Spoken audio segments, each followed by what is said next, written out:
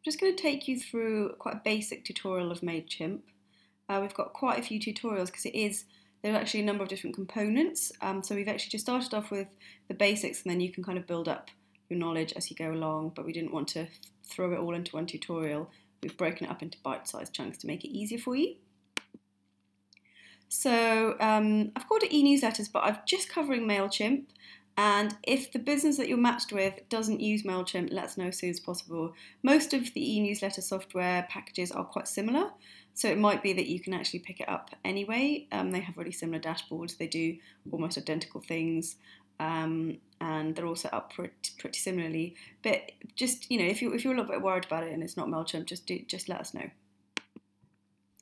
So I'm just going to talk you through a couple of slides on why we think e-newsletters are really great. And the first one really is that it moves a conversation you're having to a much more personal environment because it comes into your inbox, and there's something quite personal about your inbox. Once someone has your email address, that you've slightly moved that relationship on. It's not on Twitter and Facebook anymore. It feels much more personal.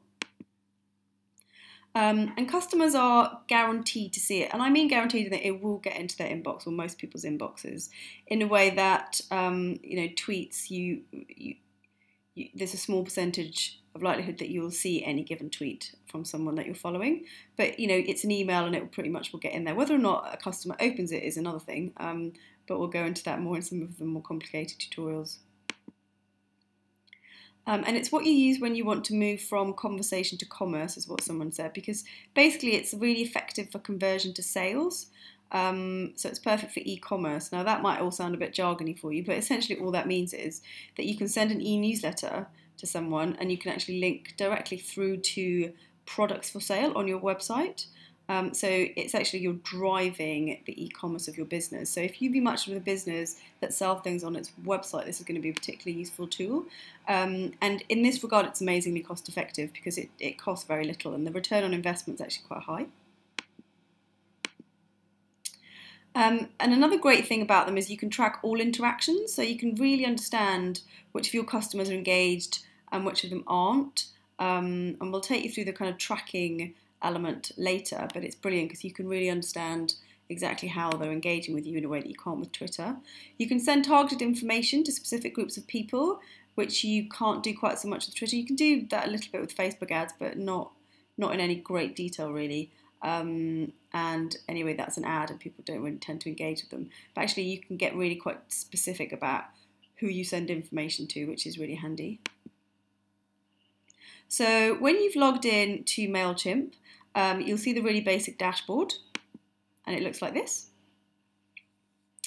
So the first thing is lists, and that is essentially the database of contacts that you have. So that is just people you're sending the e-newsletter to, essentially. And you can add new lists either by importing or manually adding one at a time. So you can import a whole spreadsheet, or you can literally just go in and add one or two at a time. And if you click the list on the left-hand menu, you'll be able to add a list, or you can also look at lists that have already been added. And that was just there. So also what you'll see on the dashboard is the campaign icon. So campaign on the left, and then on the right hand side. And the campaigns are basically the e-newsletter. So that is just the e-newsletter that you're sending out.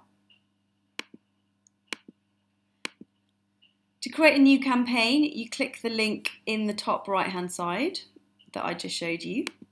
And you can also check out old campaigns or current campaigns in the left hand menu. But if you want to just go straight to creating a new campaign, just click on the right hand link. You can also look at reports, and that is essentially all the data that comes from a campaign that you have sent out. So where I said that you can track data, that will show you who opened it and how many times they opened it and whether or not they clicked on links. And we'll cover reports in some of the more comprehensive tutorials, not in the basic tutorial, because there's just quite a lot of stuff to cover, so we're going to cover that a bit later. But just to let you know what that is when you first come to the dashboard, so that you're not confused. And it allows you to access data from previous campaigns. So you won't actually have any data in there if you've never sent a campaign before. But if you look at a business account from a business you've been matched with, then you will likely be able to access data from all of their sent campaigns. So a good idea is to just go through and just see how effective they were, see how many people opened them. But we'll cover that more in some of the detailed tutorials later. But you can look at how many people opened, how many people clicked a link. As I said, we'll cover that a bit more later. So let's go back to the lists, which, if you remember, is basically your database of contacts. So once you've clicked on the add list, create a list, all of your lists will come up here, one in a list, actually, one after the other. And if you click on them, you should be able to see all the people that are in them. So if you want to add a new list, you just go here. If you just want to add a person or a couple of people to the existing list, this Hackney Social list here, if I wanted to add a couple of people, I would just click on this icon just here. And when you click on create a list, this comes up. So essentially, you can create a list and you can just create one new list, or you can subdivide an existing list with groups. Now, we'll cover the subdividing an existing list with groups later. That's just another way to segment your customers, so you can really divide them into different types of groups. But the thing that you most want to concentrate on when you're just doing your basic stuff is just adding a new list. So for your campaigns, so remember that these are the e-newsletters that we talked about. Once you've clicked on the campaign tab on the left hand side, this is what you'll see. All of your previous campaigns will come up here in a list. This edit button essentially is what you'd press if you just wanted to copy a previous campaign, edit it, and then send it out as a new campaign. But don't do that too often. I actually have done that before. I made the mistake of doing that too many times because I was a bit lazy, and actually it erodes the code within the e-newsletter. So it's actually much better to just start off with a fresh template each time. And your templates are logged here, and your templates should already be set up with the number of columns, the size of text, the number of images, etc. So when we ask you to set up a website, an e-newsletter, then essentially what we will do is we'll cover some tutorial on actually designing an e-newsletter, so making your own templates. But I would imagine that when you're matched up with a business that they already have a template, and let us know if that isn't the case and that they want you to create one from scratch, because they already should have templates set up if they've been doing e-newsletters before. So as I said, we'll take you through designing templates in another tutorial. We won't cover it here because it's just too much to cover in one go. But just so you know that's what that tab means. So when you click create a new campaign, what you will see is choose a type of campaign to send. So a standard campaign is going to be the one that you're most likely to want to work with. A plain text campaign you're not going to want to work with, because it's essentially just a plain text email. It doesn't have any pictures or formatting or anything. It's essentially just like sending a normal email. The whole point of e-newsletters is that you design them so that they look really appealing and that you want to click on them and they have photos. So you're unlikely to want to work with a plain text campaign. Let's ignore the RSS-driven campaign because we've never actually found that particularly useful. The other one that you might want to use is called an A/B split campaign. And essentially all that does is that you can send out two different groups to determine the best of your e-newsletters. So you can test out one subject line versus another, see how many people open it, which one is the more engaging. You can test out which is the most popular from name. That means the email that will show up in someone's inbox. And you can also test the sort of time and day to send campaigns. So we'll cover that more in the comprehensive tutorials that come later, because that is something that you'll do when you're a bit more advanced on using MailChimp. But it is really useful that you can test out different things, because otherwise you only have one chance to get it right. You've got one subject line, and sometimes you're not exactly sure what people are going to respond to. So it's just a really great way of actually testing your e-newsletter out. So once you've decided to do your plain old campaign, you will see that the rest of the software is based around this. So you've got recipients, setup, design, plain text, and confirm. So basically the recipients is where you choose who you're going to send your e-newsletter out to. Setup is just quite basic, and it takes you through things like the name of your campaign, etc. Then you move on to the much more complicated bit about designing. It's not complicated at all if the template's already set up, but if you wanted to design your own, it's a bit more complicated. Don't worry, you don't have to code or anything. It's really easy to use, and there's drag and drop. You can add an image or text, but we'll take you all through that in a specific design tutorial. Just look out for that in the community. It basically then will generate, once you've done your really fancy schmancy e-newsletter, it would generate a plain text version for you, because it does that for accessibility options. So for example, if you were sending it out to someone who's visually impaired, basically a kind of software that you might have on a computer to read things out doesn't really respond well to e-newsletters. So it's just mainly for accessibility that it will create a plain text version should people want to access a plain text version, but the default will be fancy schmancy. And then you'll be asked to confirm, because it wants to double check that you're happy with everything before you send it out. So we'll just take you through each one of these two options here. So first of all, choosing the list. So this is what comes up first. At the moment in Hackney Social's MailChimp, we've just got the one Hackney Social list, and the options are send to entire list. To send to the entire list, which we've clicked here, it will send to everyone on that contact database list. That's useful if you want to send a generic one-size-fits-all e-newsletter to everyone in that list, which is, is perfectly fine. So that's kind of the most basic.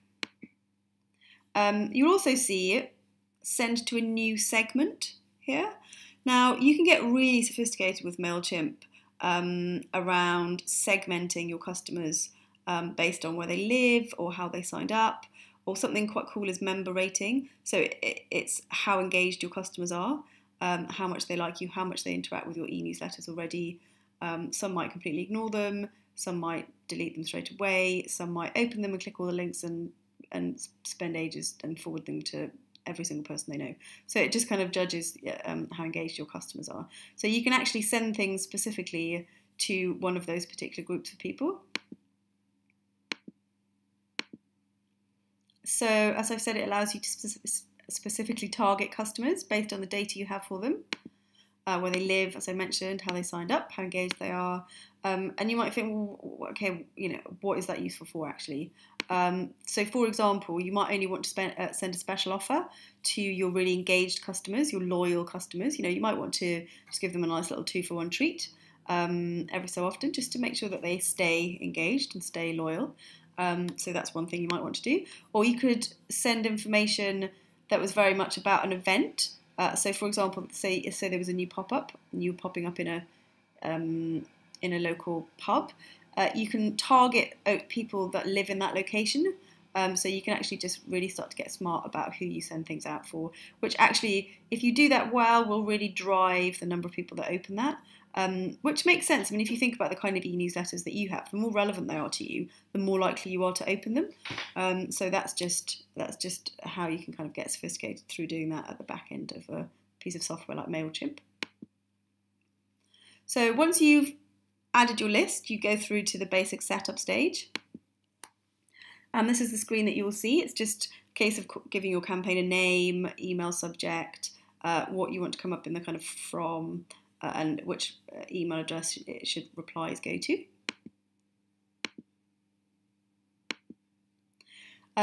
So you might want to name your campaign with a particular date, so it's just quite easy to track when you sent it out.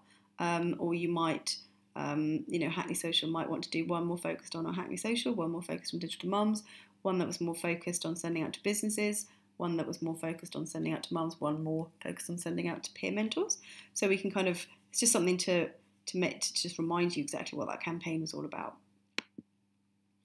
And then the from name, if you're sending from a business, is likely to be the name of that business. I sign up to the Agent Provocateur e-newsletter. I can't afford any of the underwear, but I like to look at it.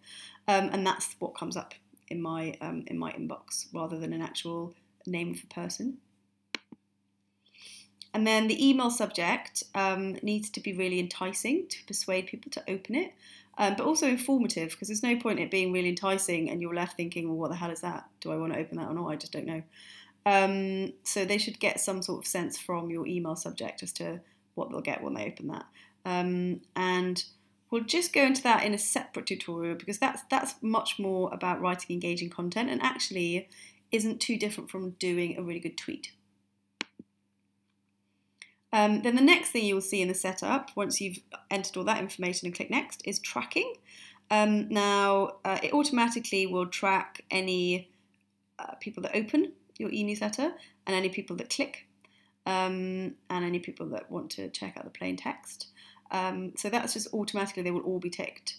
But another thing you can do is add Google Analytics tracking. And as I mentioned before with e-commerce, that's particularly interesting for e-commerce actually. Because essentially what will happen, and there are separate tutorials on Google Analytics, but Google Analytics is a software tool that helps you, if you have a website, track anything and everything that is to do with that website, and it gets really, really geeky.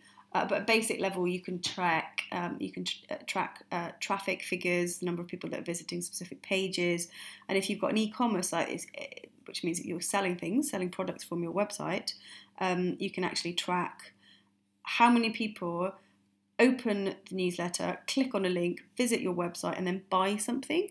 So actually Google Analytics will very smartly track that. So you can actually start to work out what your return on investment is. So if you spent, I don't know, a day doing an e-newsletter, or say you paid someone to spend a day doing an e-newsletter and that cost you, I don't know, say £100, and they say, I don't know, 10 people clicked through and spent £100, then you've spent £100 and gained £1,000. So it gets really quite smart about your return on investment, or ROI, as they use in jargon terms. But if you ever see ROI, that's all it means. It's not that complicated. So once you've done tracking, something called social media comes up, which basically asks you whether or not you want to kind of automatically do a tweet and automatically do a post once your e-newsletter goes out. Now, I think it's much better to do this manually, actually, by inserting the link directly into tweets and posts, just because you can tailor the text and make it kind of say whatever you want. Because I think the default for MailChimp is it will just give the title of the campaign, and you might not want that. You might want to say, oh my God, our new newsletter's out, whoop, whoop, whoop. So you might want to go and play around with that. So that's just the basic tutorial. And do go and check out some of the more complicated tutorials that are all housed within the e-newsletter section of our community.